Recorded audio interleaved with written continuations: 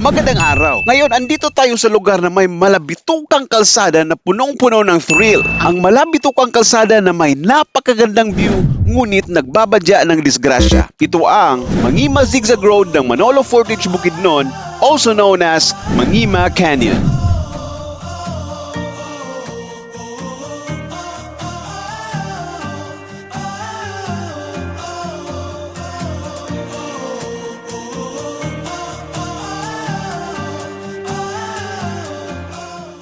Alam nyo ba na noon pa man ay sadyang mapanganib na talaga ang Mangima? During sa 1920s, sa kasagsagan sa mga American missionaries sa Bukidnon na pinangunguluhan ni Reverend Henry DeVries, binigyan ng babala ang mga missionary na don't go beyond Mangima Canyon. Ito ay sa kadahilan ng maraming mga mapanganib na lumad warriors na tinatawag na magahat. Sila yung mga warrior na kapag matalo nila ang kalaban ay pupugutan nila ng ulo, itutusok sa kawayan, ihihilera na parang mga bandera showing their bravery as a warrior. Ngunit sa kabila ng mapanganib nitong kalsada at kasaysayan, hindi natin mapagkakaila ang angking kagandahan ng Mangima Zigzag Road.